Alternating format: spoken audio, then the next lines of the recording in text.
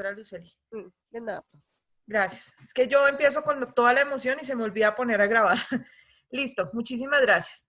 Vamos entonces a recordar desde ese último pedacito que vimos ayer, que es las familias jurídicas, ¿no es cierto? Entonces, ayer estábamos hablando de las familias jurídicas y hablábamos de la romano-germánica, que es la que da origen al ius positivismo, de la cual al principio hicimos parte nosotros, que son las familias puras, y que tienen como fuente principal del derecho la ley. Después entonces hablamos del ius naturalismo, que se origina en la familia anglosajona, cuya fuente principal del derecho es la costumbre. Hablamos de las familias islámicas. Hablamos de las familias islámicas bajo el entendido que son aquellas que tienen un poco de las dos, porque tienen una fuente escrita, pero que no es una ley, o al menos no es una ley dada por los hombres, sino dada por Dios, y que en virtud de ello tienen una serie de costumbres que giran alrededor de ese texto divino, y en virtud de ello es que se realiza o se desarrolla todo el ordenamiento jurídico en esas familias. Actualmente estábamos hablando de las familias mixtas que tienen un poquito de todas, y ahí decíamos entonces que las familias mixtas prácticamente son las que hay en el mundo actualmente. ¿Por qué? Porque nosotros vemos que, por ejemplo, en el caso colombiano, que nos originamos en la familia romano-germánica ius naturalista, perdón, ius positivista, no solo creemos en la ley escrita, sino que incluso creemos en la costumbre, o tenemos como fuente principal del derecho también la costumbre, pero como fuentes auxiliares las hemos aceptado. De igual manera que en familias de common law como Estados Unidos, por ejemplo, se ha aceptado la fuente indirecta o secundaria de la ley como complemento del origen del derecho. Entonces vamos ahora a centrarnos en el análisis de la pirámide de Kelsen frente a las familias como tal. ¿Listo? Entonces, y específicamente a la familia colombiana. ¿Estamos viendo las diapositivas, doctores? Sí, señora. Listo, Sí, señora. perfecto. Entonces, ayer incluso hablamos un poco de la jerarquización de normas y analizábamos para determinar cuáles de estas podrían ser actos administrativos y cuáles no. Le pedí ayer a una persona que me colaborara con la lectura del artículo 230 de la Constitución, en donde se señala que los jueces en sus providencias están sometidos al imperio de la ley, que los principios generales del derecho, la costumbre, la jurisprudencia y la doctrina, entre comillas, son fuentes auxiliares del derecho. Y entonces les preguntaba a ustedes si ustedes creían que esa ley a la que se refería el artículo 230 era la misma ley que aparece aquí en el segundo piso, por decirlo así, de nuestra pirámide. Ustedes me decían que no necesariamente debía ser así y que creían que se refería a la ley escrita, a la ley positivista. Y efectivamente así es. Ayer nosotros alcanzamos a analizar cuáles de estos eran actos administrativos y cuáles no. No, señora. Doctora, no. Ok. No, señora. ¿Ustedes cuáles creen dentro de esa pirámide que son actos administrativos? Los escucho, doctores, levanten sus manitos.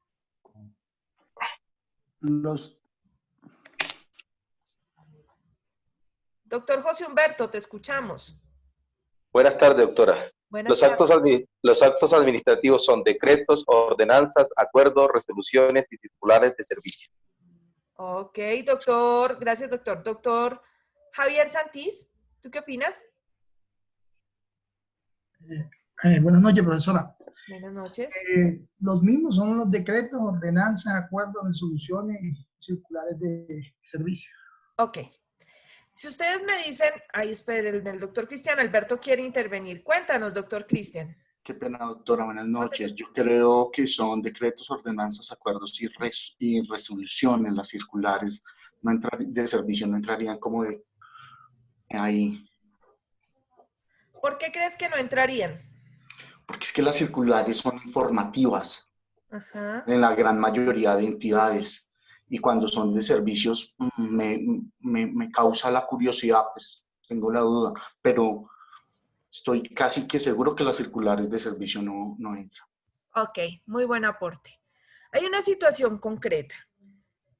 Si nosotros decimos que los actos administrativos van de decretos hacia abajo, es decir, decretos, ordenanzas, acuerdos, resoluciones y eventualmente circulares de servicio, es porque consideramos de alguna manera que la Constitución y la ley no son actos administrativos. El doctor Cristian nos dice, para mí no serían las circulares de servicio porque son internas y son más reglamentarias dentro de las entidades, entonces no veo cómo pueden ser actos administrativos. Lo que ocurre, doctor Cristian, efectivamente es que las circulares tienen un efecto interno, pero cuando son dentro de las entidades que prestan servicios, por lo general a particulares, o que repercuten sus servicios en los particulares, esas circulares de servicio cobran fuerza. ¿Por qué? Porque usted puede decir que le están faltando al debido proceso porque existe un procedimiento dentro de cada entidad dictado por una circular de servicio que no se está cumpliendo. De manera que uno como particular puede incluso solicitar el cumplimiento de una circular de servicio por ser un acto administrativo. ¿Hasta ahí estamos de acuerdo? ¿Alguna duda? Sí, señora, bien. Ok, listo. Ahora, si nosotros decimos entonces que, que las circulares, que los actos administrativos van desde decretos, ordenanzas, acuerdos, resoluciones y circulares de servicio, es porque consideramos que la Constitución y la ley no son actos administrativos. Entonces, si no son actos administrativos, por ejemplo, en el caso de la ley, ¿qué clase de acto sería la ley? ¿Un acto qué? Si no es un acto administrativo, ¿es un acto qué? No estoy segura, ¿sería acto legislativo? Efectivamente, es un acto legislativo. ¿Por qué? Porque los actos legislativos se producen dentro de la jurisdicción o de la rama legislativa y allí se producen son las leyes. La rama legislativa se pronuncia a través de leyes, entonces son actos legislativos. Ahora, la Constitución, ¿qué clase de acto sería?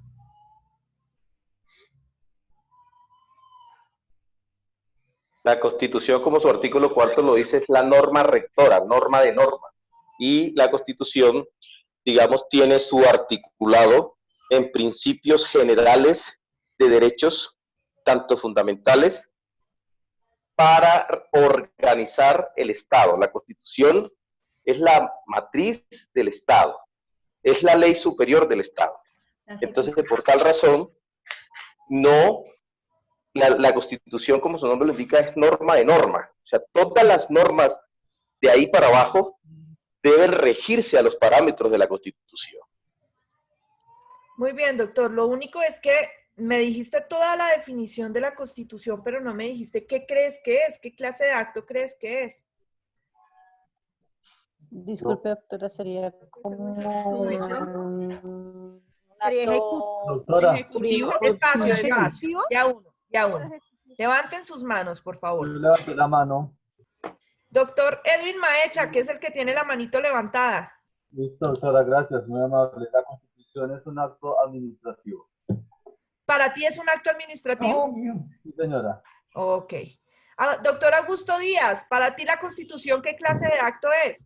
Es un acto constituyente, doctor. Un acto constituyente. Doctor Javier Santís, ¿para ti qué es? Estaría en un acto judicial. Un acto judicial, dice él. Ok. Carolina Hernández, ¿tú qué opinas? Doctora, yo considero que es un acto constitucional. Constitucional. Doctor José Humberto, ¿qué piensas? Tarde. Doctora, la Constitución es la norma rectora del Estado. ¿Pero es un acto qué? Es, digamos, la Constitución es la expresión de la voluntad del Estado, doctora. Ok. Doctora Gini, ¿tú qué opinas? Buenas noches, doctora. Es un acto constitucional. Ok, acto constitucional, dices tú. Vamos a ver entonces por aquí en el chat del grupo qué nos dicen. Nos dice Néstor Leonel, acto constitucional. Wilmer nos dice, para mí sería un acto constituyente, ¿ok? Douglas Moreno, ¿tú qué opinas? Doctora, buenas noches. Buenas noches. Para mí sería un acto constitucional. Acto constitucional, ok. Para Juan Diego Delgado también es un acto constitucional. Listo. ¿Qué es lo que ocurre? Vamos a empezar por decir que no es. Efectivamente no es un acto administrativo porque no es una manifestación de la voluntad de la administración. Tampoco es un acto judicial. ¿Por qué? Porque no son los jueces las que proceden a hacer la Constitución. Los jueces están sometidos a la Constitución, luego no podrían hacerla ellos. ¿Listo? Ahora, tampoco es un acto político. ¿Por qué? Porque los actos de carácter político no tienen repercusiones en el derecho. No es un acto constituyente. Es un acto constitucional. Es el único acto constitucional. ¿Listo? Ok. Ahora, vamos a volver aquí, un momentico, al artículo 230 para que empecemos a ver cómo es que funcionan las fuentes del derecho. ¿Me regalan, por favor, el 230 constitucional de nuevo? Gracias. Bien. Artículo 230. Los jueces, en sus providencias, solo están sometidos al imperio de la ley, la equidad, la jurisprudencia, los principios generales del derecho y la doctrina son criterios auxiliares de la actividad judicial. ¿Le vuelvo a repetir, doctora? No, gracias. Y la doctrina. Listo. Ahora sí. Repítelas otra vez, por favor. Artículo 230. Los jueces, en sus providencias, solo están sometidos al imperio de la ley, la equidad, la jurisprudencia, los principios generales del derecho y la doctrina son criterios auxiliares de la actividad judicial. Listo. ¿Recuerdan que nosotros veníamos hablando de las familias jurídicas? Esperen que hay una pregunta. Doctor Augusto Díaz, ¿qué pregunta tienes? Doctora, gracias. Es que pues, no me queda claro el tema de que sea un acto constitucional. Por lo siguiente, si nosotros estudiamos el preámbulo de la Constitución, allí dice que el pueblo de Colombia en ejercicio de su poder soberano representado por sus delegatarios a la Asamblea Nacional Constituyente. Esa diferencia entre constitucional y constituyente no da el carácter del acto por el cual fue expedida la Constitución. Me refiero a que si se trata de una asamblea constitucional, pues evidentemente el acto sería constitucional. Pero hay una diferencia entre constitucional y constituyente que precisamente está descrita en ese libro que es una constitución de Ferdinand Lasalle, en donde diferencia qué es una asamblea constitucional y una asamblea constituyente. Entonces, en ese orden de ideas, sí consideraría yo que definitivamente la constitución de nuestro país es un acto constituyente que no constitucional. No sé si estoy equivocado, doctora, ese es mi planteamiento. Claro, doctor, lo que tú dices es cierto, hay una diferencia entre lo constitucional y lo constituyente. Tú recordarás que dentro de la Constitución, perdón, dentro de la Asamblea Constituyente, se denomina constituyente es porque ellos van a producir el documento. Ellos son los elegidos para producir el documento, ¿no es cierto? Que termina siendo la Constitución. Entonces, si viene de la Asamblea Constituyente y se convierte, y su labor es hacer, perdón, una constitución, ¿no sería un acto de carácter constitucional y no constituyente? O sea, solamente lo que lo volvería constituyente solamente sería venir de la Asamblea. Es que básicamente la diferencia entre lo constitucional y lo constituyente es que definitivamente el pueblo elige a las personas que los van a representar para que ellos elaboren la Constitución. Ujú. De suerte que lo que produce una asamblea constituyente, pues es un acto constituyente que no constitucional. Así la Constitución pues tenga esa trascendencia de constitucional. Pero es que, Digamos que eso fue lo que yo entendí tanto de la conformación de lo que fue la Asamblea Nacional Constituyente en contraposición, o perdón, en asocio a lo que explica Ferdinand Lassalle en su libro que es una constitución. yo lo que te entiendo, o lo que entiendo de la misma expresión de Ferdinand Lassalle, es que lo que se constituye en el acto constituyente es la creación de la asamblea, no el resultado de la asamblea. ¿Me entiendes? La creación de la Asamblea Nacional Constituyente, es decir, la conformación de la asamblea, es un acto constituyente, derivado del Constituyente primario, constituyente que delega, primario. que delega Exactamente. la función en la asamblea. Que Pero delega entonces, la digamos función que de lo que crear no- el documento constitucional en la Asamblea Nacional Constituyente. Luego lo que produce la asamblea es un acto constitucional, que sería la Constitución. Ok, muchas gracias. A ti, doctor. Ok. Volvamos entonces al punto. Lo que tienen ustedes en este momento en el tablero es el resumen de lo que dice el artículo 230 constitucional sobre las fuentes del derecho en Colombia. Constitución política. Listo. Nos dicen que los jueces en sus providencias están sometidos al imperio de la ley. Es decir, que seguimos manteniendo la idea del positivismo, al menos inicialmente, en el sentido de considerar a la ley como la fuente principal del derecho en Colombia. Ahí seguimos siendo positivistas. Pero ¿qué ocurre?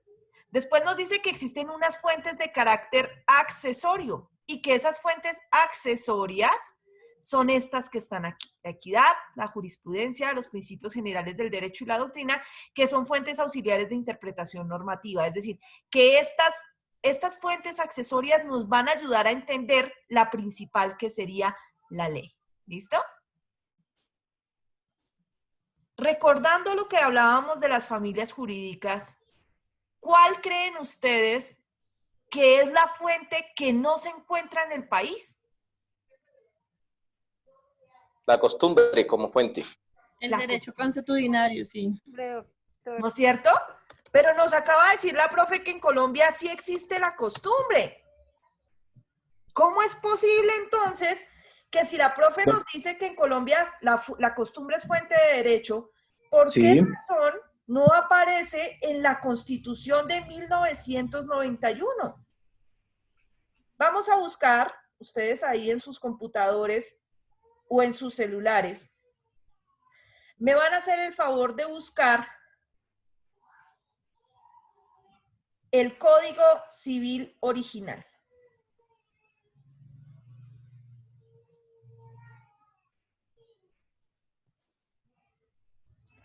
Es la ley 57 de 1887.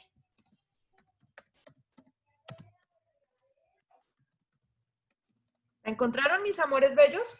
Sí, señora. Sí, señora. Ese es nuestro Código Civil original. Como nosotros ya estamos a mitad de carrera, nosotros sabemos, porque además nos lo enseñaron en segundo, en la materia de interpretación y argumentación, que la única manera de interpretar la ley no es la textual o gramatical, ¿no es cierto? Sino que existen otras formas de interpretación de la ley. ¿Cuáles son esas otras formas de interpretación legislativa? ¿Recuerdan eso? La analogía, profe. Analogía es Estamos una. hablando de interpretación interpretativa. La sistemática, la Ajá. histórica. Muy bien. Hay otras formas. Ley 57 de 1887. Sí, pero bueno. Entonces, ¿qué es lo que pasa? Si existen otras formas de interpretar la ley, es posible que aun cuando en la Constitución no aparezca. Costumbre, ley 57 de 1887. Doctora Marta, te estamos escuchando todo lo que nos dices. es posible que aún sin que exista en la Constitución la costumbre se pueda aplicar en Colombia. Vamos a revisar dentro de esa ley 57 de 1887, creo que es el artículo 13, si no me equivoco. Artículo 8 que habla sobre la costumbre, fuerza de la costumbre.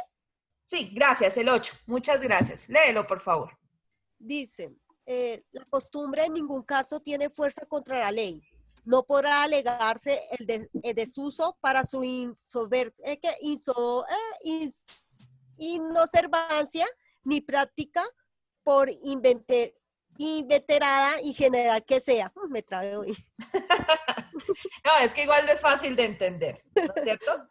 Nos dice, la fuerza de la costumbre en el artículo 8. La costumbre en ningún caso tiene fuerza contra la ley. No podrá alegarse el desuso, ni su inobservancia, ni práctica por inveterada que sea. Pero hay una adicional, por acá sobre la costumbre. ¿Dónde está? Responsabilidad de los derechos derogatoria, fuerza de la sentencia. Es que yo rara vez manejo la civil. Espérate. No la encuentro. Yo creo que me estoy confundiendo, pero ¿ahí está haciendo referencia a la ley o a la costumbre? Sí, ok. A la Gracias. costumbre. Perdón. Ok. Vamos a empezar a analizar este artículo 8 de la ley 57 de 1887. Lo primero que tenemos que hablar es que cuando nosotros estamos interpretando normas, debemos tener en cuenta el contexto social e histórico en que la norma se desarrolla, ¿no es cierto? Que esa es interpretación por el contexto histórico. ¿De cuándo es la ley 57? De 1887. Es decir, que está bajo ¿cuál constitución creada? El 81.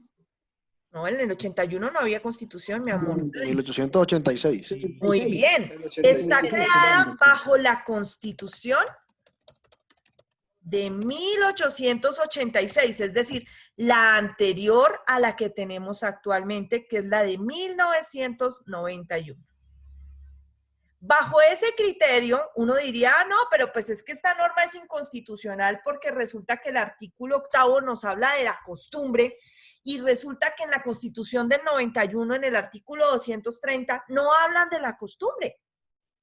¿Por qué será entonces que el artículo 8 de la ley 23 de 1887 sigue estando vigente en Colombia?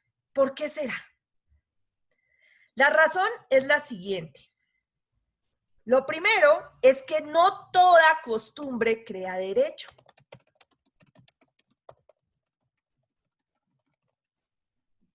No toda costumbre crea derecho. Y es una sencilla razón. Supongamos que hay una mujer que tiene por costumbre que cada mes cuando le pagan, se pega su borrachera y llega y le pega al marido. Esa es su costumbre. Entonces, cada mes viene y le da una golpiza a su esposo cuando le pagan. Si un mes ella no lo hace y alega que tiene el derecho por la costumbre de estarle pegando, ¿podemos decir que esa costumbre crea derecho? No. ¿Por qué no? Porque va en contra de la ley. Porque va contra la ley, muy bien. Es decir, que hay unas costumbres que van contra la ley. Doctores. Y se llaman las costumbres contra leyes.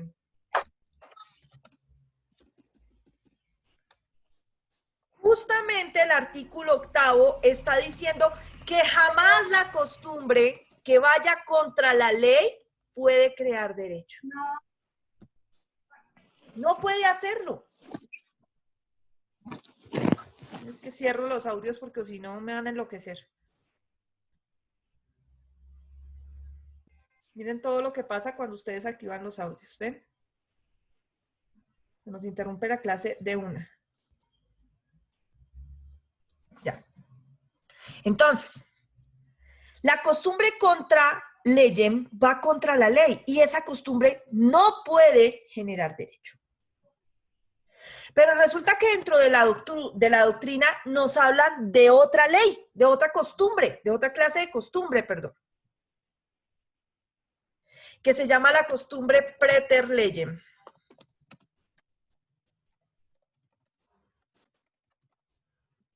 ¿Habíamos escuchado la costumbre preter legem? No, profe. Señora. Listo. La costumbre preter legem crea derecho. Esta sí lo crea. Es fuente de derecho. Es la única costumbre que puede crear derecho. Pero para eso necesita 3 requisitos. Primer requisito, que sea universal en el sentido de ser aplicada a un grupo social determinado con características uniformes.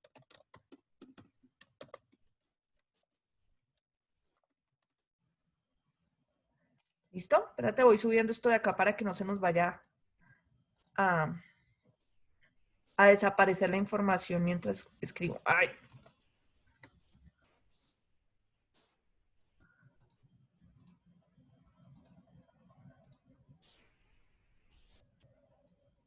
Listo. Ok. Entonces, necesita que sea universal en el sentido de ser aplicado a un grupo social determinado con características uniformes. ¿Qué quiere decir eso? Que no quiere decir, no es que sea una costumbre universal para todo el universo, pues para todo el planeta. No. No tiene que ser así, sino que tiene que ser la costumbre de un grupo social que tiene algo en común. Por ejemplo, tal vez ustedes posean bienes y si no, pues han presenciado la compraventa de bienes, sobre todo de bienes inmuebles. Dentro de la compraventa, del contrato de compraventa de bienes inmuebles, existen una serie de costumbres. Y esas costumbres implican, por ejemplo, que los gastos de escrituración del bien corren por partes iguales entre el comprador y el vendedor. No es una costumbre universal, no es que usted se vaya para Inglaterra, para la China, para el Japón y encuentre que allá hacen lo mismo. No. Es más, pueda que alguna vez en Colombia ni siquiera hagan eso. Pero será porque las partes así lo pactan. Y ustedes saben que el contrato es ley para las partes, desde que no sea ilegal. Pero es común encontrar esa práctica. Entonces, ¿qué ocurre? Que esa práctica, en principio, esa costumbre, cumple con el primero de los requisitos. Y es que es universal en el sentido en que se aplica a un grupo social que serían los compradores y vendedores de bienes inmuebles, que tienen como característica uniforme, es decir, que se caracterizan porque compran y venden inmuebles. Pueda que lo hagan todo el tiempo, como pueda que lo hagan una vez en la vida. Pero es muy común en el contrato de compra-venta que se aplique esa costumbre de que los gastos de escrituración corran por mitades o por partes iguales entre los contratantes. ¿Cuál es el segundo requisito? Justamente que no sea contra la ley. Que la costumbre no atente contra la ley. Porque si atenta contra la ley, pues la costumbre será contra ley y no puede crear derecho. Tercer requisito, que no haya ley que establezca la costumbre. Es decir, que no haya una ley escrita en donde se esté diciendo específicamente, por ejemplo, que es obligatorio que en el contrato de compra-venta entre vendedores y compradores asuman por partes iguales el costo de la escrituración del bien. Si cumple con las tres, es posible que esa costumbre cree un derecho. Es posible. Analizado en cada caso en concreto. Y podrá ser fuente de derecho. ¿Ustedes ya vieron obligaciones? Sí, señora. Sí, doctora. Ah, ok. Sí, señora. Ustedes recuerdan que hay obligaciones de hacer y de no hacer, ¿no es cierto? Y que esas obligaciones de hacer y de no hacer pueden estar en cualquier contrato. Luego, es posible que esta costumbre que estamos viendo, por ejemplo, en el contrato de compraventa, si está establecida en un contrato, esa costumbre crea un derecho, tanto para el vendedor como para el comprador, y es exigirle al otro el cumplimiento de esa obligación de hacer. Vean entonces que aun cuando la Constitución nos diga o no nos diga nada sobre la costumbre, hay una ley vigente en el país, que es la Ley 57 de 1887, que es nada más y nada menos que el Código Civil colombiano, que habla de la posibilidad de una costumbre. Que la única que dice que no puede crear derecho es la costumbre contra la ley, pero no habla nada de esta otra costumbre, que es de carácter doctrinario y es comúnmente usada en el país. Que ustedes la usaban o no la usaban y que no sabían que se llamaba así, ok, pero ahí está. Existe otra modalidad de costumbre que se llama la costumbre secundum legem.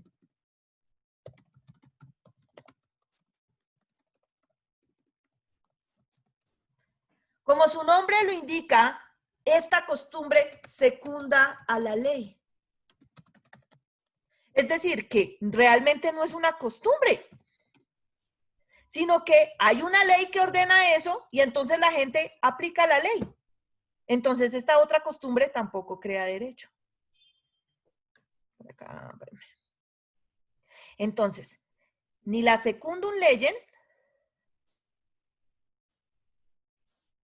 ni la contra legem crean derecho en Colombia. La única que tiene la posibilidad de crear derecho en Colombia es la preter legem. Usted dirá, uy, profe, pero eso por allá es como en la academia que debaten esas cosas. Hace 2 semanas hubo un escándalo terrible en radio, porque un palabrero estaba hablando con un hermano de un cantante vallenato muy famoso sobre compra y venta de mujeres vírgenes en La Guajira, lo cual es una práctica normal y acostumbrada en ese sector. Y entonces ustedes vieron cómo en todo el país se rasgaron las vestiduras y la fiscalía inició investigación y de todo, porque dijeron que estaban atentando contra los derechos de las mujeres y que en últimas eso era una trata de personas. Y la investigación está. El debate va sobre doctora, esto. Doctores, señor. Perdona, qué pena, doctora. Pero ese asunto, ese asunto era como lo veía el presentador del programa, no necesariamente era la etnia la que estaba comprometida, sino la intromisión que hacía la persona que no pertenecía a la etnia, que eso sí fue reprochable. Claro, pero es que como en este país somos reactivos a las opiniones de la prensa, ¿qué pasó? Pues que mandaron a investigar y la fiscalía abrió investigación oficial contra el hermano del músico vallenato, por esas razones. El debate se va a centrar justamente en esto de lo que estamos hablando. Y es si esa costumbre, que puede ser de la etnia y realmente no lo es, porque la mayoría de veces estas mujeres que se venden, entre comillas, no se venden a hombres de la etnia necesariamente, sino incluso a hombres occidentalizados, es decir, a blancos, si se quiere decir así. ¿Es una costumbre preter legem, o es una costumbre contra legem, o es una costumbre secundum legem? Para verificar si existe o no derecho. Doctora, pero yo tengo una opinión pues en relación al caso que usted hace colación, y es que ellos tienen jurisdicción en su territorio. No estoy de acuerdo con la práctica, pero entonces creería yo, es muy difícil entrar a analizar si es preter lege o contra lege, porque tendrían pues la fiscalía, digo yo, primero, no reconocer la jurisdicción que tiene el cabildo indígena o la comunidad. Y segundo, creería yo, para entrar a definir esto, tendría que tener pleno conocimiento de las leyes de ese cabildo o territorio indígena. A pesar de que la práctica pues, sea inhumana desde mi punto de vista, la Constitución les ha reconocido jurisdicción para actuar y hasta creería yo en esas prácticas, porque si pueden legislar.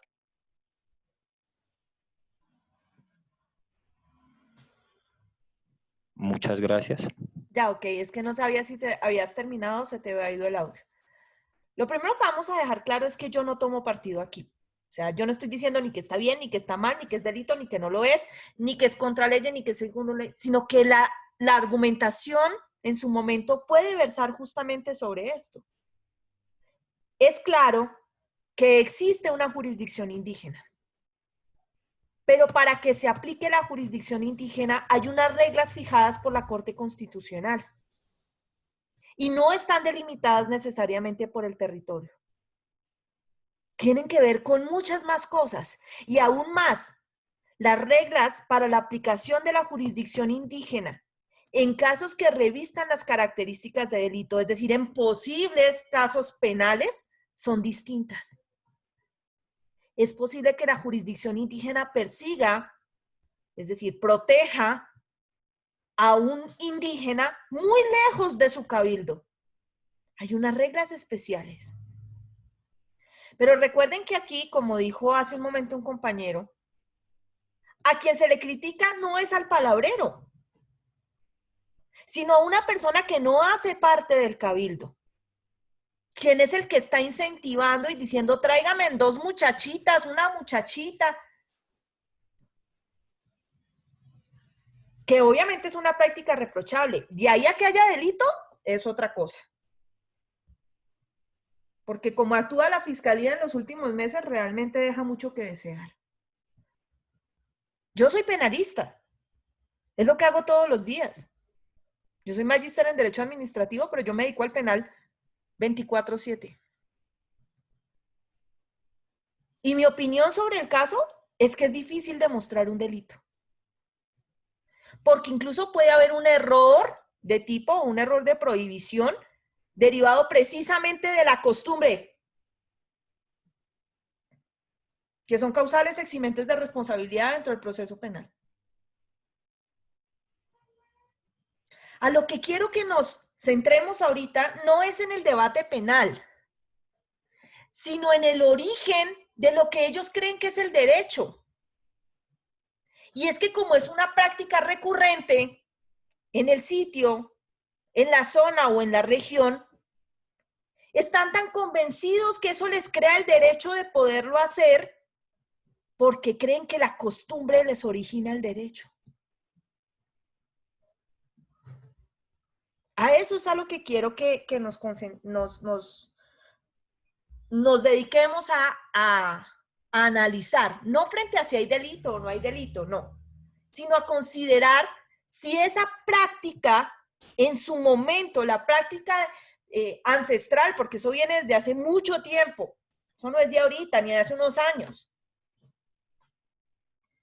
de intercambiar, porque realmente no es tanto compra y venta, eso es un poco más reciente, sino intercambiar mujeres por bienes de uso, por animales, por chivos, por lo que sea, ¿crea un derecho o no? Si esa costumbre en Colombia crea un derecho o no, ¿listo? Es frente a eso que quiero que analicemos. Doctor Cristian Alberto, ¿qué dices tú? Gracias, doctor. Escuchando a los compañeros, escuchándole a usted, recuerdo que hace unos años aquí en Colombia hubo un caso semejante, no similar, pero sí se asemeja a lo que usted nos está hoy dialogando. ¿Recuerda usted cuando hacían la castración a las mujeres en una parte indígena, en unos cabildos indígenas? Ablación se llama. Exacto. Que ellos los trataron como caníbales, como personas indignas por hacer esa práctica, que al final el caso resultó siendo que no había ningún tipo de delito porque cumplían, a mi modo de ver, con las 3 con los 3 puntos, con los 3 requisitos de Preter Legem. Y en última, el caso nunca, o sea, el caso se falló a favor de esa práctica indígena porque era una costumbre ancestral de ellos de hace más de 100 años. No solo ese caso, doctor. Miren, nosotros podemos hablar de costumbres que se han vuelto cultura, como la tauromaquia, como la lucha o las peleas de gallos, que han sido tan debatidas en Bogotá, sobre todo. Costumbres de carácter ancestral que se cree que se han elevado al derecho de poder hacer lo que se hace. Incluso hay una sentencia de la Corte Constitucional muy bonita en donde analiza un caso de unos indígenas que creo que son, yo no me acuerdo si son emberas o no. No recuerdo muy bien la etnia.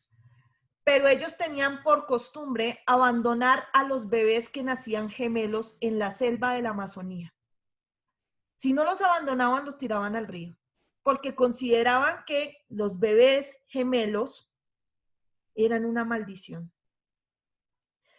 Mucha gente se dio cuenta de lo que ocurría y recogían a esos bebés, los llevaban al bienestar familiar y los daban en adopción. Cuando la etnia se enteró de lo que estaba ocurriendo, interpusieron múltiples acciones constitucionales por decir que estaban asaltando su jurisdicción, sus costumbres y desculturizando a la etnia. Porque incluso esos niños obviamente iban a crecer con una cultura diferente que no era la de ellos. La Corte Constitucional, en una sentencia preciosa, dice que se protege el derecho de la etnia a hacer lo que hacen, pero que cuando abandonan a esos niños a su suerte, que incluso puede ser un delito, cuando los abandonan a su suerte, pierden la jurisdicción indígena sobre esos niños. Y en consecuencia, los bebés pueden llegar a ser adoptados y criados bajo otras culturas y salvados por el Estado. ¿Listo? Entonces, no es solamente el caso de La Guajira. Hay muchas costumbres en el país. El doctor Cristian hablaba de la ablación. La ablación es una costumbre mundial. Hay etnias, hay grupos indígenas en todo el mundo que las practican. Y es una lucha permanente de las Naciones Unidas para acabar la ablación en el mundo. Pero uno dice, oiga, eso es una tortura. Eso son unas lesiones personales.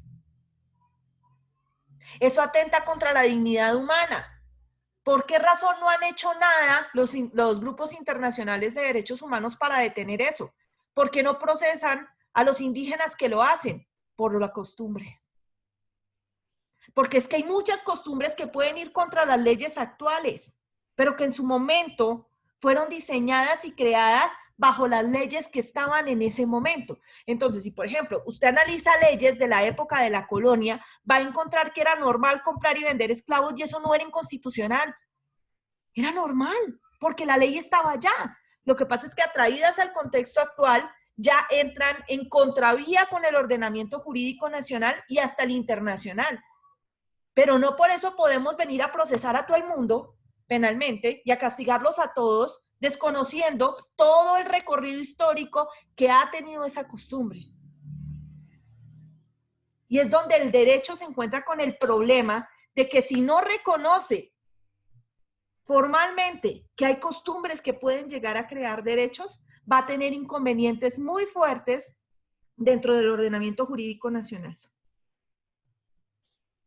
Cristian, ¿vas a decir algo más o se te quedó la manito levantada? Doctora, no yendo muy lejos, hoy viendo noticias, la costumbre de aquí de Bogotá, de la Plaza de Toros, dijeron que efectivamente los toros se puede reabrir la plaza con esa práctica animal, pero quitándole un poco de cosas a la práctica, como no matar los toros, como no utilizar las banderillas en los toros y que la propaganda que se publique sea alusiva al maltrato animal para evitarlo. Esto también caería aquí dentro de la costumbre paterna, Preter Legem. La Preter Legem. Lo que pasa es que en este momento nosotros ya tenemos una ley de protección animal, ¿no es cierto? Entonces, ¿qué están tratando de hacer? Conciliar la costumbre, la cultura, con la ley, tratando de adaptar la costumbre para permitir el libre desarrollo de la personalidad, porque en últimas en eso es que se basa la cultura, para tratar de adaptarla a la ley. Entonces, por eso hacen esa clase de reglamentaciones a las que tú estás haciendo mención. Y es decir, bueno, listo, ¿quieren seguir con sus toros? Sigan con sus toros. Como a usted lo que le gusta es ver al animal y ver el arte que implica torear al animal, pues toréelo. Pero no lo mate y no lo maltrate. Eso es lo que están tratando de hacer, mantener la cultura modificándola para que se adapte a la ley. ¿Ves? Doctor Javier Santís, ¿qué me dices? ¿Javier?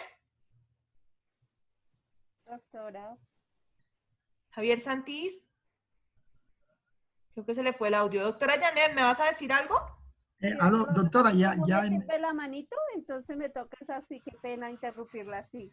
Listo, Doctora, acércate un poquito más porque te escucho muy suave, ¿vale? Acércate a tu micrófono. Antiguamente, doctora, ¿no podría ser una costumbre cuando los padres escogían los esposos para sus hijos? ¿Podría ser? Lo que pasa es que hay muchas costumbres que han caído en desuso, ¿no es cierto? Hay muchas costumbres que han caído en desuso. Y nadie alega un derecho de ellas. Pero es que en estos casos, toros, peleas de gallos, mujeres guajiras, ablación, lo que se está discutiendo en todos ellos es el derecho. Y es que cada persona que realiza o que practica esas costumbres considera que tiene un derecho adquirido para realizar o practicar esas costumbres. Claro, en este momento nadie pelea porque a uno no le escojan el esposo o la esposa, ni siquiera los papás. Pero estos casos que estamos analizando,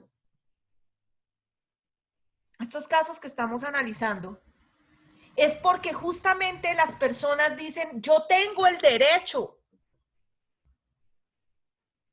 Los amantes de la fiesta brava dicen, ustedes están coartando la cultura, mi libre desarrollo de la personalidad. Yo quiero ver, ¿por qué no me dejan ver?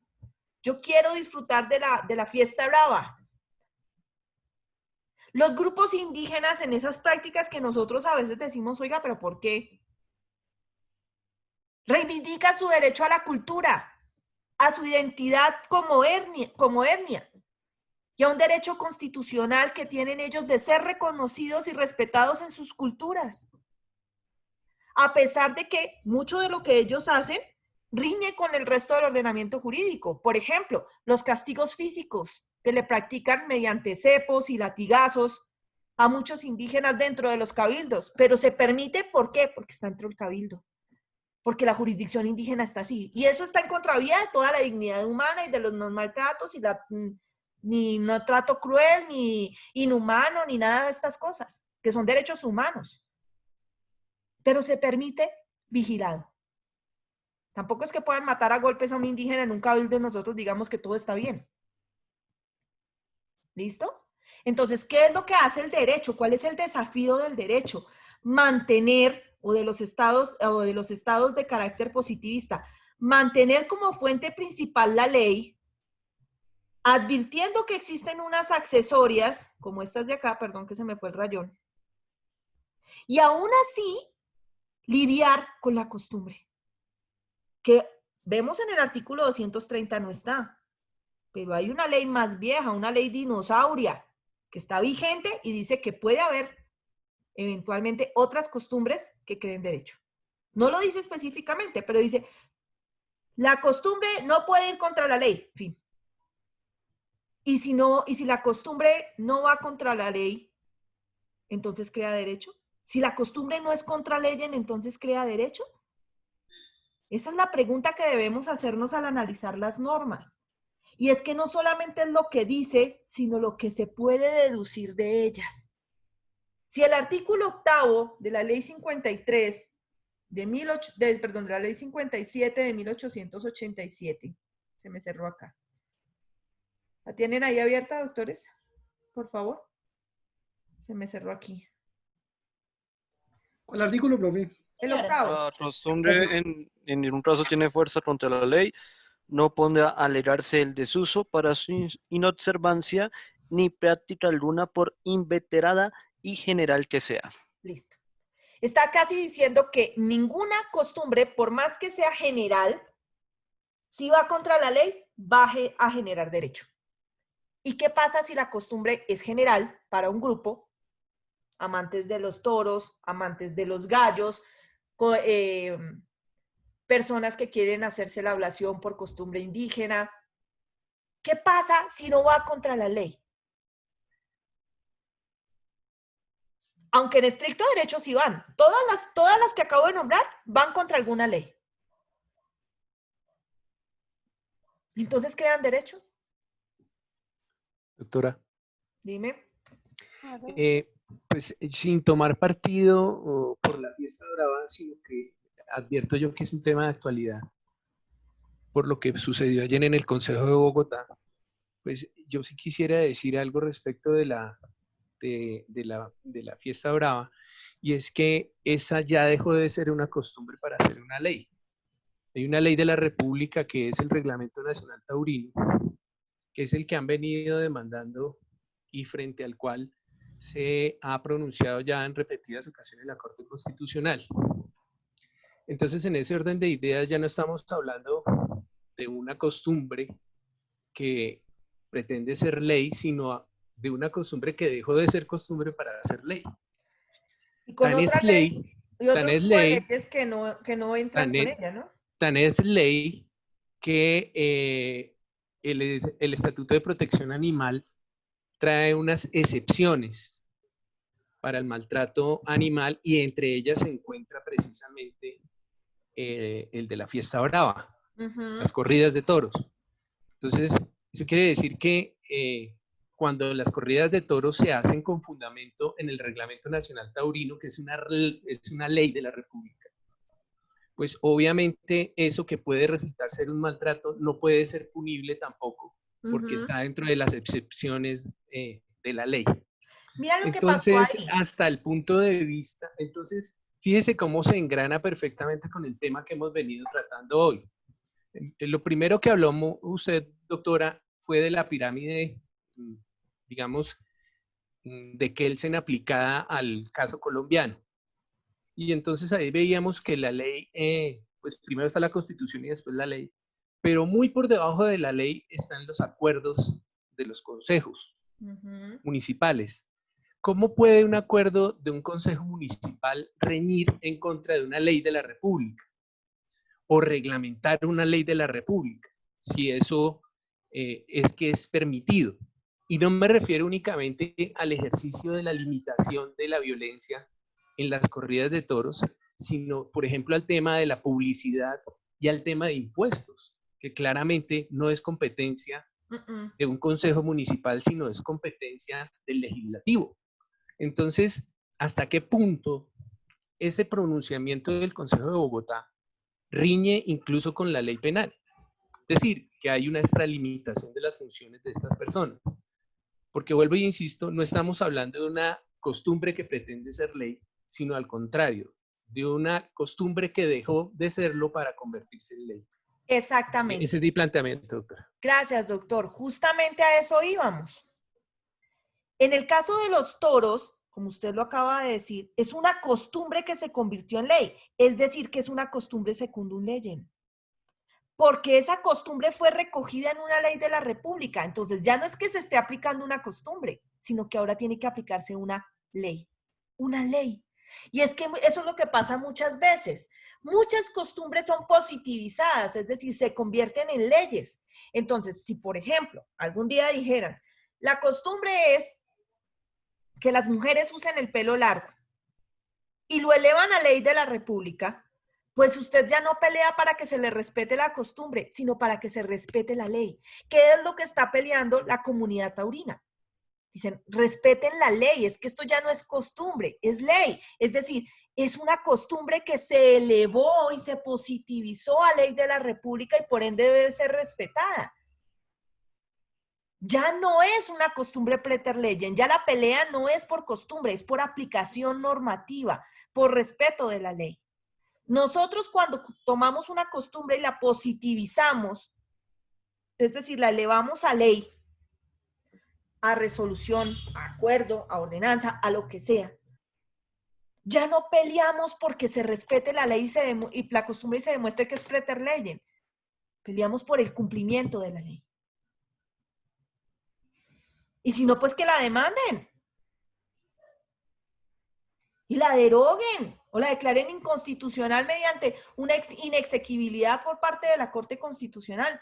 Pero toda ley que ha sido oficialmente debatida, debidamente debatida, aprobada en las plenarias a las que haya lugar, porque hay unos que solamente vienen por una y otras que vienen por doble. Si ya fue aprobada, ¿por qué van a asumir que la ley es inconstitucional cuando no ha sido demandada? Y eso es lo que alega la comunidad taurina. Ya no es por el respeto de una costumbre preter leyem, es por el respeto de una costumbre secundum leyem, es decir, por el respeto de una ley. ¿Complejo el tema, doctores, o todos nos siguieron? Vamos bien. Complejo el tema porque se va a muchas áreas grises, realmente. Hay mucho vacío. Doctor José Humberto, ¿qué ibas a decir? Doctora, muchas gracias, muy amable. Yo quería era decir algo con referente a las costumbres ancestrales. Si bien es cierto, el tema es muy complejo y el a como se hacen ver algunas cosas a través de los medios de comunicación, son muy impactantes. Y al ver que son impactantes, esto hace generar, digamos, indignidad frente a las personas que aparentemente hacen eso. Sin entrar a tomar partida, como usted lo ha dicho y como nos lo han enseñado nuestros profesores antecesores a usted. Aquí hay que mirar aquí hay que mirar todo punto de vista bajo el derecho y no bajo el pretexto. Yo creo que haciendo alusión al artículo primero y al artículo segundo y el artículo 7 de la Constitución, de nuestra Constitución como norma de normas, creería yo que las costumbres ancestrales se pueden ver como algo trágico, como algo cruel, pero lo que tiene que retomar el derecho positivo y el derecho moderno es que esas costumbres son primero, anteceden al derecho positivo y al derecho moderno, y que esas costumbres no pueden modificarse en algunas cosas. Ojo, en algunas cosas, como usted lo acabó de decir, por lo menos si votan un niño, pueden incurrir en un delito, pero si lo recogen, no pueden ya inferir o intervenir para que no críen ese niño, porque ahí sí ya cometen un delito. Pero la costumbre de dejarlo es una costumbre ancestral, quiere decir, las costumbres ancestrales están antes que el derecho positivo y están antes que el derecho moderno. Entonces no es el derecho moderno el que debe modificar esas costumbres, sino las costumbres no deben ceñirse al derecho moderno ni al derecho positivo. Es el derecho positivo y el derecho moderno el que debe ceñirse a esas costumbres de las costumbres ancestrales, de las costumbres de las peleas de gallo y de las costumbres de las corridas de toro, porque eso fue lo que vio cuando se crearon esas costumbres, eso fue lo que vieron esos, digamos, nuestros indígenas, nuestros ancestros, eso fue lo que ellos vieron como diversión y en su momento lo elevaron a ley por ser tradición. Que ellos no tenían una ley escrita, no tenían una ley positiva, era otra cosa, pero sí lo llevaron a categorizarlo o a elevarlo como ley. Entonces, el derecho, mi punto de vista es, el derecho positivo no puede, digamos, en cierta medida venir a juzgar ese tipo de actos. Sí, Muchas señor. gracias. Me hizo usted acordar de una sentencia de la Corte Constitucional, la voy a buscar y se las voy a dejar subida en plataforma para quienes la quieran leer. Y hace un análisis sobre la costumbre y la tradición. Creo que es la bueno, hay varias. Hay una del 94 y otra del 93 de tipo constitucional. Es la C486 del 93. Esas sentencias se las voy a dejar subida para el que la quiera leer. No es que digan, ay, es que la profe va a ser parcial de eso. No. ¿Listo? Para el que la quiera leer, de todas maneras les dejo la referencia. La C486 del año 93 de la Corte Constitucional. Ay, no escribió esto. Ya. C486 de 1993. En donde la Corte, después en el año 94 también lo hace, pero hace un análisis muy interesante sobre los problemas de la ley contra la costumbre, de cómo la costumbre es fuente de derecho y genera, y miren la fecha de la expedición de la sentencia, 1993, es decir, que ya está bajo la Constitución de 1991, y aún así habla de la creación de la costumbre, de la costumbre como fuente de derecho, incluso por fuera de lo que dice el 230, la Corte Constitucional está diciéndolo. Claro que en esta C486 de 1993 hace el análisis de exigibilidad de una norma del Código de Comercio, que es donde principalmente se crea la costumbre, la costumbre genera derecho, sí, pero ojo, en 1993, 2 años después de la Constitución de 1991, la Corte está diciendo que sí es posible que en Colombia la costumbre genere derecho. ¿Listo? Entonces, para el que le interese, la subimos y la revisa. Doctor Cristian, ¿me ibas a decir algo finalmente? ¿O se te quedó la manito levantada? Yo creo que se quedó la manito levantada. Ok, listo. Entonces, vean que hay muchos temas dentro del Doctora, derecho. qué pena. Señor. Doctor, una pregunta. ¿Y yo puedo exigir el cumplimiento de esa costumbre que se ha vuelto derecho? Digamos,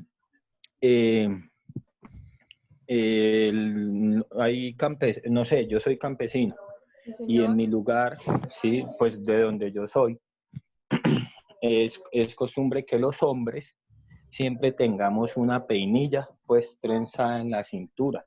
Sí. Yo me vine para Bogotá a estudiar. Sí, señor. ¿Sería posible, pues no es que lo haga, pero sería posible que yo exigiera, me respetaran mi costumbre ancestral, pues de los indígenas guane, de tener esa peinilla ahí? No. ¿No? ¿Por qué? Porque tú puedes pedir el respeto de una cultura o de una costumbre de carácter ancestral basado en la etnia dentro de la jurisdicción correspondiente. Perfecto. Entonces, es como cuando nosotros, como colombianos que somos, en Colombia no existe, bueno, quién sabe, en muy poco tiempo puede existir, pero en Colombia no existe la pena de muerte. Al menos hasta el momento, hasta el día de hoy no existe la pena de muerte. Nosotros no creemos en esa vaina. Entonces resulta que los colombianos que se van a China llevando droga, que se van de mulas, resultan condenados a pena de muerte allá. Entonces yo llego y alego en China, no, pero es que en mi país la costumbre es que no haya pena de muerte. Sí, pero a donde fueres, haz lo que vieres. Cuando tú entras en una jurisdicción diferente, te ciñes a las normas que están allá. Pueda que yo en mi casa me gusta andar en pelota, pero no me voy a ir a la casa del vecino a hacerlo. Es igual. O sea, tú puedes alegar el derecho dentro de tu territorio, donde se aplica esa costumbre eventualmente, pero no afuera. ¿Listo? Y Sí, más señora. si esa costumbre va contra la ley, porque va en contra de lo que dice el artículo 8º de la ley 57, y es que la costumbre, por más general que sea, no puede ir contra la ley. ¿Listo? Sí, señora, gracias. Ok. Ahora, vamos aquí donde estábamos. Entonces vean que, doctores queridos, que el asunto de las fuentes del derecho, que nosotros las vemos incluso cada vez en la carrera, Cada vez que nosotros empezamos una nueva línea, cuando ustedes empezaron civil, cuando empiezan familia, cuando empiezan penal, y ahora que están empezando administrativo, que es esta primera materia, hablan de las fuentes del derecho. Pero siempre va a haber un pero en las fuentes del derecho, y es la costumbre. Entonces, en el derecho administrativo, obviamente como es tan positivista y tan pegado a la ley, nos habla de la fuente de derecho principal, que es la ley. Nunca nos habla de la costumbre. Es impensable pensar que la costumbre pueda generar derecho administrativo, porque el derecho administrativo es propio del positivismo. Entonces nos dicen que existe una jerarquización de normas derivadas de las fuentes del derecho administrativo. Y nos dicen, mire, la principal norma, bueno, la principal fuente de derecho es la ley. Y entonces bajo ese presupuesto existe esta jerarquía de normas como fuentes del derecho. La principal fuente del derecho será la Constitución, después los tratados internacionales, que ya sabemos que por control de convencionalidad los tratados suben y bajan, la ley, y luego los contratos y actos administrativos, que pueden ser generales o particulares. Es decir, que nos está hablando, doctores, volviendo a la diapositiva anterior, de la fuente de derecho principal, que es la ley, dentro de los denominados fuentes del derecho administrativo, y dice que aún así está por encima de los actos administrativos, que son decretos, ordenanzas, acuerdos, resoluciones y circulares, la ley y la Constitución, pero sin pasar o sin dejar de lado el contenido del artículo 230, que nos dice que la jurisprudencia también crea derecho. Pero no toda jurisprudencia crea derecho, ¿no es cierto? Ustedes distinguen entre la diferencia entre el precedente judicial y la doctrina probable. ¿Recuerdan eso de su clase de constitucional o no lo vieron con el doctor Pedro Pablo de pronto? Señora. Diferencia entre precedente No recuerdo. constitucional y doctrina probable. Ok, vamos a verlo acá. Compartir pantalla, pizarra. Con su permiso, borro el tablero.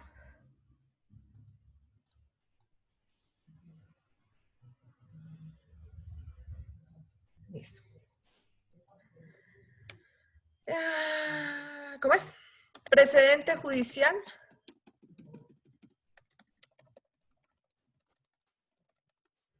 Ay, Dios mío.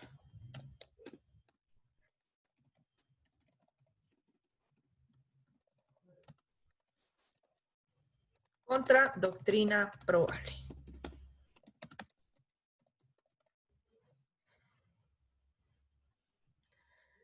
¿Ustedes alguna vez escucharon hablar que para que algo sea obligatorio en la ley, en la jurisprudencia se necesitan 3 sentencias iguales? ¿Sí hablaron de eso o no? Sí, señora, sí. Ah, a ver, ¿en que sí? Señora. ¿Y entonces eso qué es? ¿Doctrina probable o precedente judicial? Precedente judicial. ¿Precedente judicial o doctrina probable? Doctrina probable. Es doctrina probable. 3 sentencias en línea, en la misma línea argumentativa, generan doctrina probable. Lo que pasa es que nosotros hemos venido creciendo en el derecho como abogados con la idea de que la doctrina probable y el precedente judicial son la misma vaina, y no. Resulta que existe una diferencia entre el precedente judicial o jurisprudencial y la doctrina probable. ¿Cuál es la diferencia fundamental? Bueno, realmente es que no ha sido fácil el recorrido. ¿Dónde está? 621 del 2015. No ha sido fácil el recorrido, pero ya existen sentencias de unificación jurisprudencial de la Corte Constitucional diciendo cómo es que funciona y cuál es la diferencia entre el precedente judicial y la doctrina probable.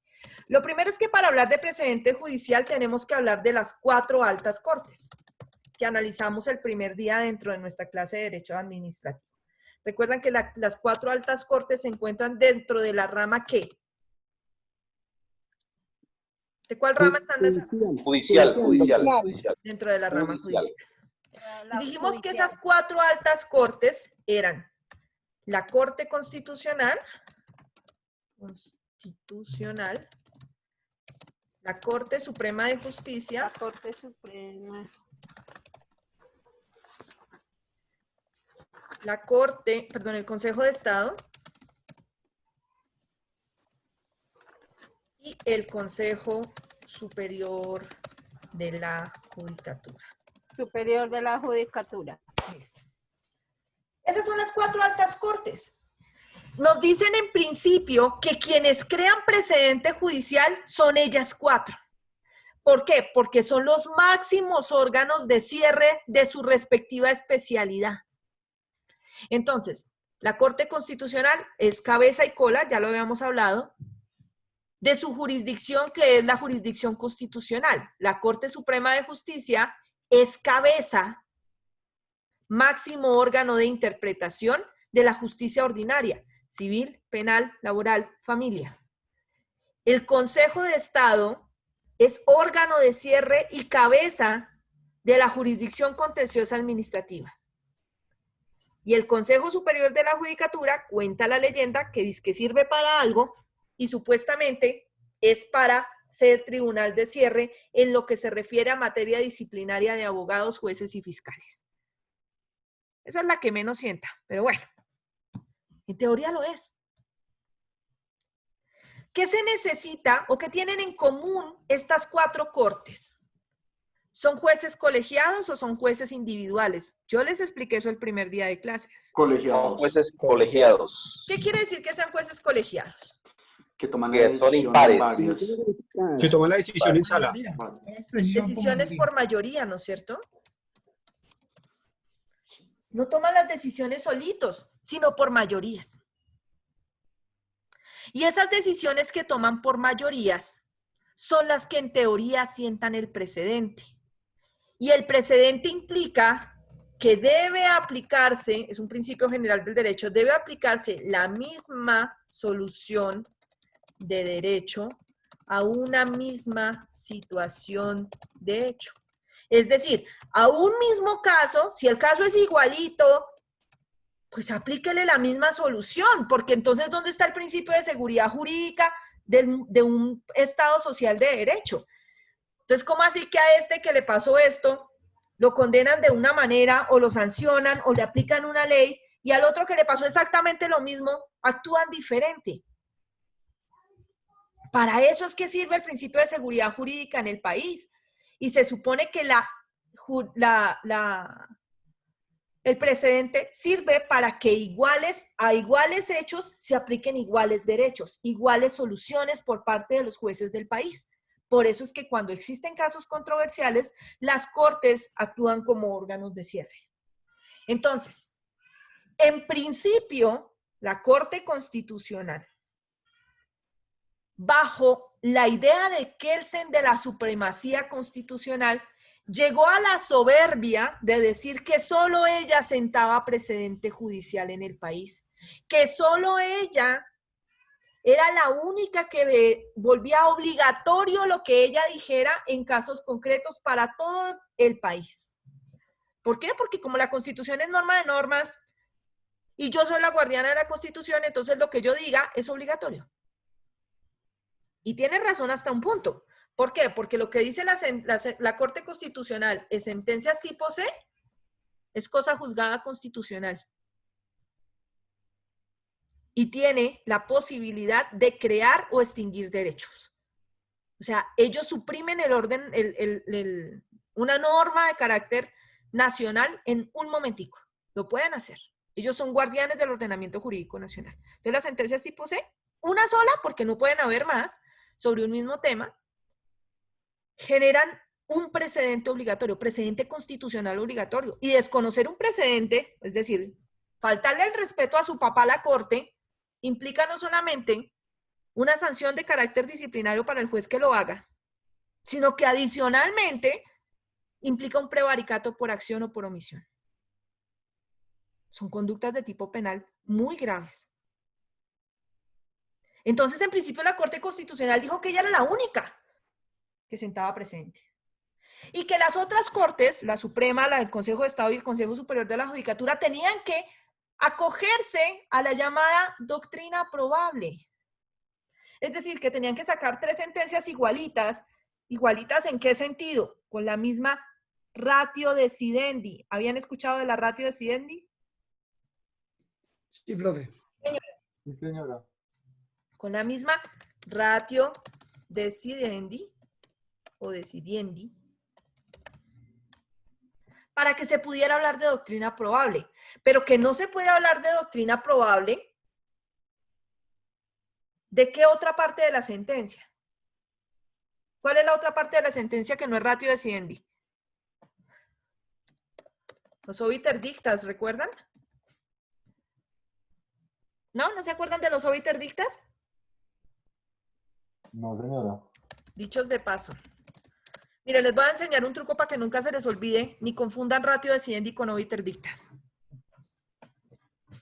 Imagínense que ustedes están en un idilio de amor con su pareja, novia, novio o lo que sea. Y de un momento a otro, usted llega a su casa y encuentra las maletas afuera. Usted dice, uy, nos fuimos de viaje. En las maletas está solamente empacada la ropa de su pareja. Y le dice, me voy, hasta aquí llegué, se acabó la relación. Pregunta obvia. ¿Cuál preguntarían ustedes en ese caso? ¿Qué pasó? Ujú. ¿Qué pasó? ¿Por qué se va? ¿No es cierto? ¿Cuál es el motivo para ir? ¿Qué hice yo? Esas preguntas se las hacen los jueces. ¿Qué Y no esas le preguntas, todos los jueces, los individuales y los colegiados, se llaman los problemas jurídicos. Cuando ustedes leen sentencias de la Corte Constitucional, sobre todo, les dicen problema jurídico a resolver. Y es una pregunta, o varias. Es decir, ellos van a tratar de establecer qué fue lo que pasó. Y para eso empiezan a presentar diferentes temas. Entonces, por ejemplo, la persona le dice a usted, no, lo que pasa es que tú trabajas mucho, es que te la pasas estudiando, es que has cambiado mucho y ya no tienes tiempo para mí, es que tú ya no me consientes, es que dejaste de ser detallista y especial, y pues la verdad es que yo tengo otra persona. ¿Cuál creen que de todo lo que les dijo es la razón principal por la cual termina la relación? La última. Porque hay otra persona. Eso es la ratio decidendi. Es la razón principal de la decisión. Lo que motiva la decisión. Y todos los demás, aunque son importantes, son obiter dictas. Son razones adicionales, pero no son la columna vertebral de la decisión. ¿Listo? Jamás olviden esto. Con ese ejemplo jamás se nos va a olvidar que una ratio decidendi es la razón principal por la que la vieja o el tipo se fue. Y los obiter dicta son todas esas cosas bonitas que le dicen medio de todo para tratar de justificar que ya no lo quiere y que se enamoró de otro. Asimismo resuelven todos los jueces sus providencias. Asimismo lo hacen. Entonces se sientan en unos problemas jurídicos, abordan un montón de temas y finalmente entre todos esos escogen uno que es la ratio decidendi, que va a ser la razón principal de su decisión, y las demás se vuelven obiter dictas. Solo la ratio decidendi generan precedente judicial. Solo la ratio decidendi. Jamás una obiter dicta. Entonces ustedes cuando empiecen a buscar sentencias y aplicarlas en sus casos, sean penales, civiles, familia, laboral, administrativos, lo que sea, revisen primero la sentencia para ver cuál es la ratio decidendi, porque si usted pide la aplicación de la sentencia basado en una obiter dicta, la obiter dicta no sienta precedente y no obliga a ningún juez. Es que no se trata de buscar sentencias a la loca. Se trata de saber analizarlas para extraer la ratio decidendi, que es lo que obliga a los jueces. Entonces, ojo, el precedente judicial está basado en ratios decidendi. Y a pesar de que la Corte Constitucional en principio dijo que solo ella sentaba precedente precedente judicial, a través de esta sentencia, la C-621 del año 2015, dice, no señores, hay un derecho de la igualdad. Yo había dicho eso, pero no es justo que las cortes no sean iguales, de manera que ahora todas ellas sentarán precedente judicial y no es necesario ninguna doctrina probable cuando se trate de altas cortes. ¿Listo?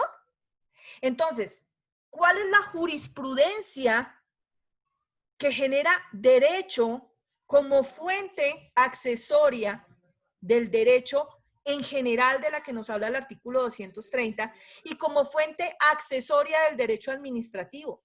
Pues las jurisprudencias del Consejo de Estado, que es el órgano de cierre de lo contencioso administrativo, y las jurisprudencias de la Corte Constitucional en lo que se refiere a temas de carácter administrativo. ¿Cuáles son las fuentes del derecho? En principio, del derecho administrativo. En principio, la ley jerarquizada de la manera que está en esta pirámide. Y en segundo lugar, la jurisprudencia del Consejo de Estado y de la Corte Constitucional cuando se conviertan en precedentes de carácter judicial. ¿Listo? ¿Hasta ahí me han entendido? Ok. Sí, señora. Maravilloso. Sí, doctora. Vamos a hacer un ejercicio práctico. Porque yo odio que se aprendan las cosas y no las practiquen. ¿Listo? Entonces borramos acá. Ustedes van a hacer una clasificación de una serie de actos que existen aquí. Ahí, ¿dónde está? Texto. Entonces, clasificar estos actos. En lo que ustedes crean que son, ¿vale?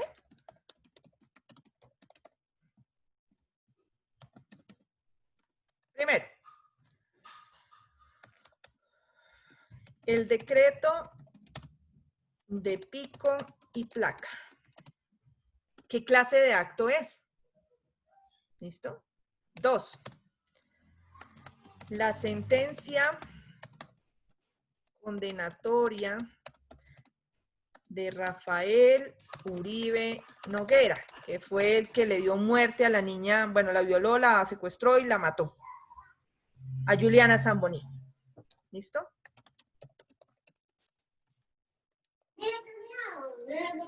Zamboni. 3.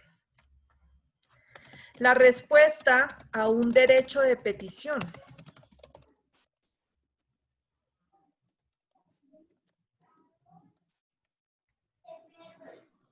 4. La expedición de una ley. Y 5.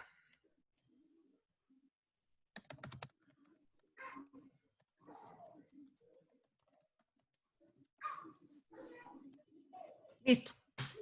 Van a clasificar eso de acuerdo con todo lo que hemos visto hasta la clase de hoy. Ustedes me van a decir qué clase de acto tenemos ahí.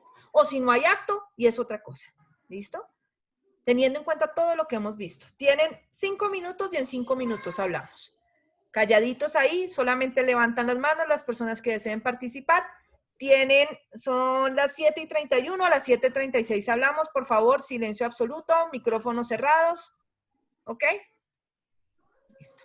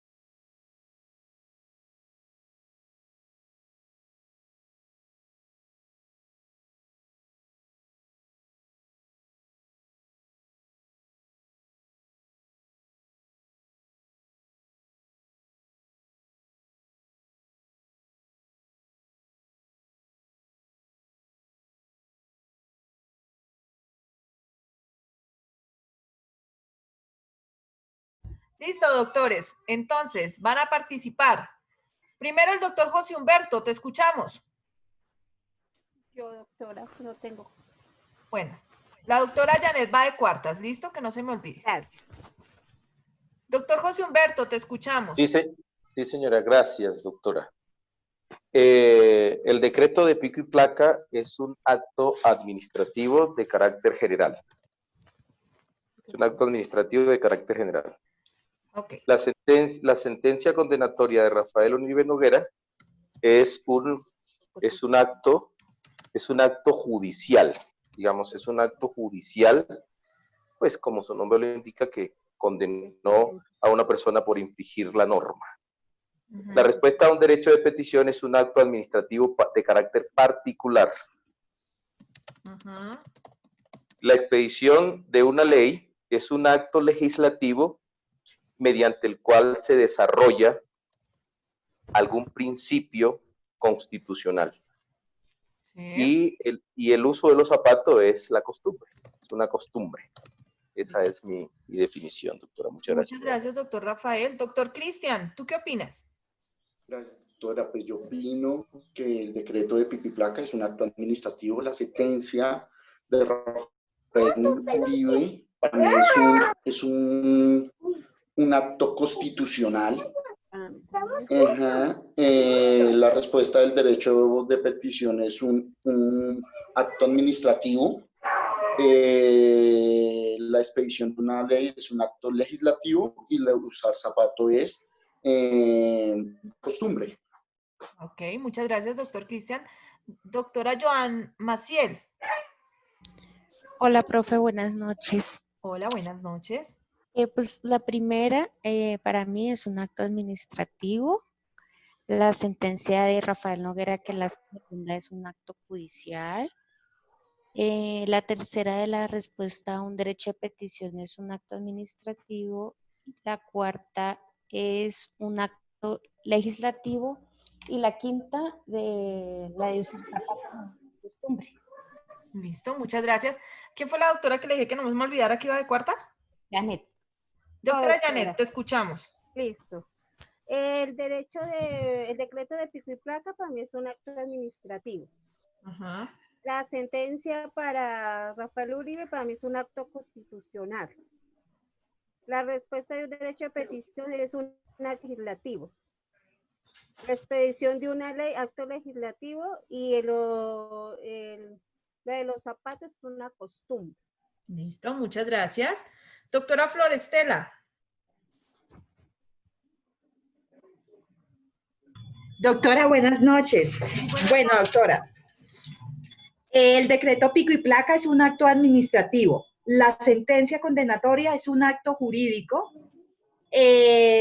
porque la voluntad no es propia del juez, sino pues de la ley, se impone la ley. Tercero, la respuesta a un derecho de petición es un acto administrativo. La expedición de una ley es un acto legislativo y el hecho de usar zapatos es la costumbre, doctora. Muchas gracias. Gracias, doc. Doctora Nivia, perdón. Doctora, buenas noches. Para mí, la primera, el decreto de pico y placa es un acto administrativo. La sentencia condenatoria de Rafael Uribe es un acto judicial. La respuesta a un derecho de petición es un acto administrativo. La expedición de una ley es un acto legislativo. Y el hecho de usar zapatos es la costumbre. Listo, muchas gracias. Doctora Ginny. Gracias, doctora. El acto, para mí, el decreto de pico y placa es un acto administrativo. La sentencia condenatoria de Rafael Uribe Noguera es un acto judicial. La respuesta a un derecho de petición es un acto constitucional. La expedición de una ley es un acto legislativo y el hecho de usar zapatos es la costumbre. Listo. Doctor Néstor Leonel. Sí, doctora. El decreto de pico y placa es un acto administrativo. La sentencia condenatoria sería un acto judicial. La respuesta a un derecho de petición para mí no es un acto administrativo. La expedición de una ley es un acto legislativo y el hecho de usar zapatos es costumbre. Me dijiste que para ti el derecho de petición no es un acto administrativo. ¿Qué clase de acto es para ti? Para mí sería como una actuación administrativa o una obligación de los servidores públicos.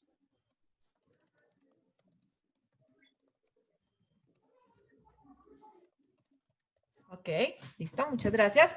Doctora Carolina Hernández. Doctora, para mí el decreto de pico y placa es un acto administrativo. La sentencia condenatoria de Rafael Uribe es un acto judicial. La respuesta a un derecho de petición para mí es un acto administrativo particular. La expedición de la ley es un acto legislativo y el hecho de usar zapatos es una costumbre. Gracias, doctora. Doctora Cindy Moreno. Buenas noches, doctora. Para mí el decreto de pico y placa es un acto administrativo. La sentencia de Rafael Uribe Noguera es un acto judicial. La respuesta al derecho de petición es un acto administrativo. La expedición de una ley es un acto legislativo. Y el hecho de usar zapatos para mí hace parte del derecho consuetudinario, es costumbre. Listo, gracias, doctora. Doctora Andrés Quiroga.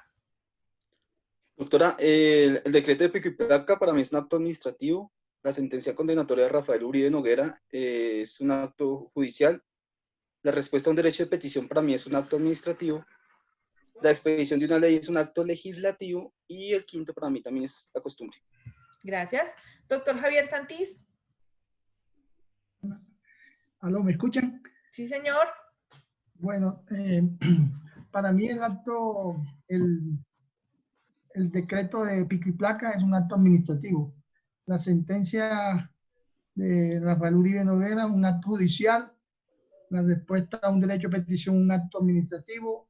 La expedición de una ley, acto legislativo. Y el hecho de usar zapatos es una costumbre. Gracias. Doctor Edwin Maecha. Buenas noches, doctora. Listo. Para mí el decreto de pico y placa es un acto administrativo. La sentencia condenatoria de Rafael Uribe Noguera es un acto judicial que va en contra pues, de la vida, que también es algo constitucional, pero va en contra de la vida. Pero sería un acto judicial. La respuesta a un derecho de petición es un acto administrativo que es la obligación de contestar las peticiones y el deber también que tiene o el derecho que tiene el peticionario a realizar sus peticiones a la parte, bueno, a las partes que sean correspondientes. Y la expedición de una ley es un acto legislativo y el hecho de usar zapatos es una costumbre. Listo. Ahora, doctor Juan Diego Rosas. Buenas noches, doctora. Para mí el decreto de pico y placa es un acto administrativo. La sentencia condenatoria, yo diría que es un acto administrativo porque el juez está administrando justicia, no legislando, porque los que legislan son el Congreso y la Cámara, creería yo. El derecho de petición es un acto constitucional. Mi argumento sería que se encuentra hasta dentro de los derechos fundamentales en la Constitución. La expedición de una ley, un acto legislativo, y el hecho de usar zapatos, costumbre. Listo. Doctor Juan Pablo Herrán. Doctora, buenas noches. El decreto de pico y placa es un acto administrativo dirigido en general pues a las personas que conducen vehículos. La sentencia condenatoria es un acto judicial.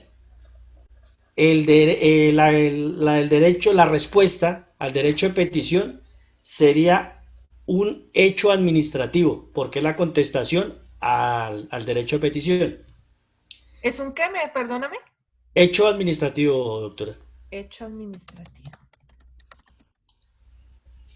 La cuarta, la expedición de una ley es un acto legislativo, pues, firmado por el presidente y legislado por el Congreso. El hecho de usar zapatos es la costumbre, doctora. Listo, muchas gracias. Doctora Marta Lozada.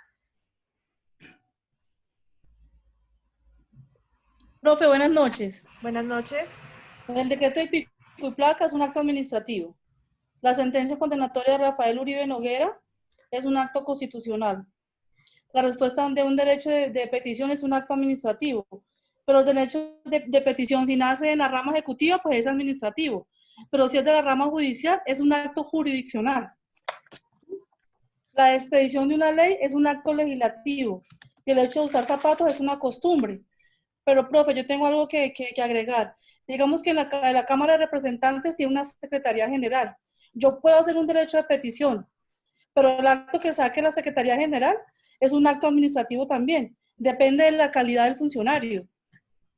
Ok, gracias, doctora. Espérenme que se me perdió la participación de ustedes. Jennifer Cardoso. Buenas noches, profesora. Buenas noches. Bueno, el decreto de pico y placa es un acto administrativo. La sentencia de Rafael Uribe es un acto judicial. La respuesta a un derecho de petición para mí sería como un derecho constitucional, porque pues la sola respuesta de un derecho de petición está dando es como una orientación sobre algún tema, sin embargo no es como imperativo que se tenga que cumplir. La expedición de una ley es un acto legislativo y el hecho de usar zapatos, costumbre. Gracias, doctora. En el chat nos decía el doctor Santilla había intervenido. El doctor Juan Diego Delgado nos decía, el primero es un acto administrativo, el segundo un acto judicial, el tercero acto administrativo, el cuarto acto legislativo y el quinto costumbre. Wilmer Gómez decía pico y placa, acto administrativo, sentencia, acto judicial, tercero derecho de petición, cuarto acto, perdón, derecho de petición es un acto administrativo, expedición de una ley, acto legislativo y uso de zapatos, costumbre.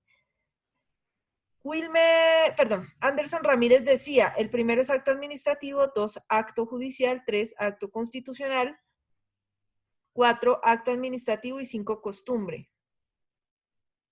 Margarita Usma, decreto de pico y placa, acto administrativo, sentencia condenatoria, acto judicial, respuesta al derecho de petición, acto administrativo, expedición ley, acto legislativo y usar zapatos, costumbre. Angélica, acto administrativo, acto judicial, acto constitucional, acto administrativo y costumbre. El decreto de pico y placa, dice Tatiana Segura, es acto administrativo, sentencia condenatoria es un acto judicial, respuesta al derecho de petición, acto administrativo, expedición ley, acto legislativo y el hecho de usar zapatos, costumbre. Listo. Vamos a aclarar varias cosas. Frente al primero, el decreto de pico y placa efectivamente es un acto de carácter administrativo. ¿Listo? Ya la clasificación de si es general o particular la vamos a ver más adelante. ¿Listo? El segundo, la sentencia condenatoria de Rafael Uribe Noguera, algunos de ustedes... Esta cosa aquí. Ya, me saltó. La sentencia condenatoria de Rafael Uribe Noguera, ustedes dicen algunos que es un acto judicial, otros que es un acto jurídico, otros que es un acto constitucional. Es un acto de carácter judicial. No es un acto jurídico y no es un acto de carácter constitucional. ¿Por qué es judicial? Porque proviene de la rama judicial en ejercicio de su función judicial de administrar justicia. No es constitucional. ¿Por qué? Porque resulta que si bien es cierto la Constitución Política de Colombia dice que el derecho a la vida es inviolable y que Rafael Uribe Noguera mató a una niña y que las niñas los niños, niñas y adolescentes son especiales sujetos de protección constitucional según el artículo 44 de la Constitución. Lo cierto es que la Constitución, al ser norma de normas, solamente establece dogmas, es decir, normas indefinidas, pero las de carácter específico vienen desarrolladas a través de las leyes, los decretos, las resoluciones, lo que desarrolla la Constitución. Y justamente para proteger esos mandatos de carácter dogmático de la Constitución, está la Ley 599 de 2000, que es el Código Penal colombiano.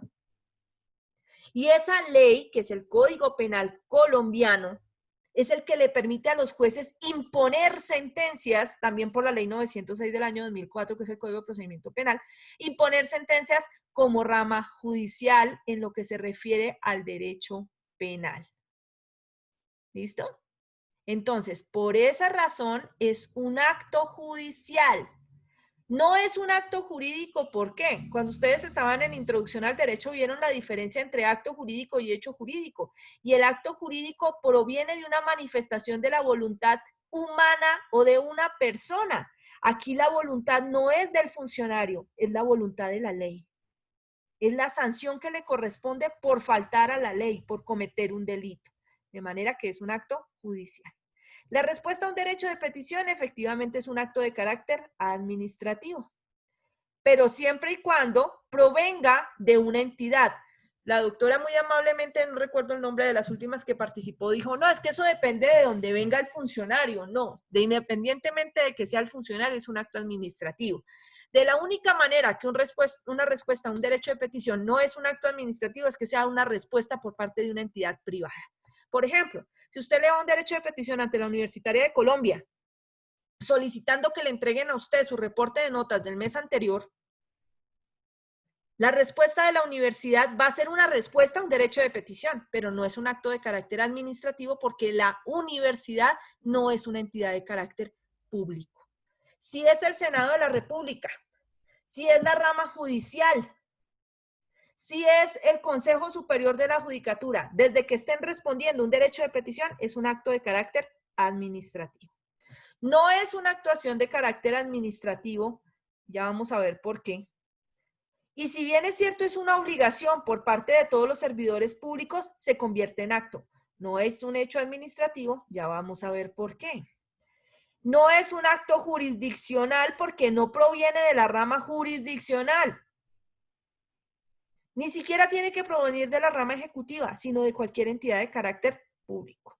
La expedición de ley efectivamente es un acto de carácter legislativo y el hecho de usar zapatos efectivamente es una costumbre. ¿Qué van a hacer ustedes para mañana, doctores queridos? ¿Dónde está esto acá? Me van a averiguar sobre la diferencia entre actos, hechos y operaciones administrativas. ¿Cuál es la diferencia entre actos, hechos y operaciones administrativas? ¿Listo? Ya sabemos qué son los actos administrativos. Ahora nos falta ver qué son estas dos. ¿Ok? Mientras, tomo pantallazo de su asistencia. En un segundo. ¿Dónde están? ¿Dónde están? Espérate, comparto una pantalla para que me deje tomarlo más fácil, porque ayer lo tomé así y no quedaron completicos. Ahí están, ¿dónde están?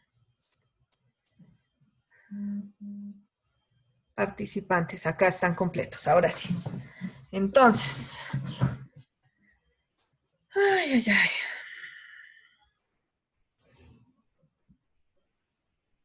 Doctora, qué pena, una pregunta. Señora, vela haciendo mientras tomo la lista, por favor. Sí, es que se me entrecortó cuando su merced estaba hablando por el internet inestable, entonces es tan amable y me confirma qué tipo de acto es el tema del derecho de petición. Acto administrativo desde que venga de una entidad pública, doctora. Gracias, doctora, muy amable. Si viene de una entidad privada, no es un acto administrativo, simplemente es la respuesta a un derecho de petición. Ah, bueno, gracias. Ok. Ustedes son hartísimos, Ala. Hay 80 conectados. ¿Será que están llegando todos a clase o todavía faltarán personas? Javier Santiz. Juan Pablo Herrán. No, profe, siempre hay ese promedio de estudiantes. Siempre ha sido... Ya eran 83. ¿Quién será Wet Toje? El día del parcial aparecen todos, profe. Sí, suele pasar. No sé quién será Wet Toje y si no cambia su nombre, no voy a poder colocarle la asistencia a clase. Aparece como W-E-T-H-T-O-H-E.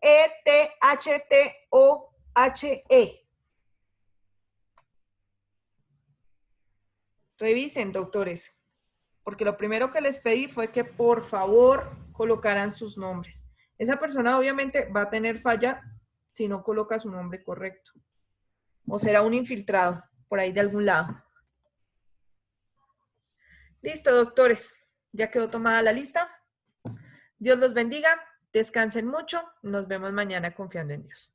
¿Listo? Gracias, doctora. Gracias, doctora. Gracias, doctora. Chaito. Muchas gracias. Que descansen. Muy amable.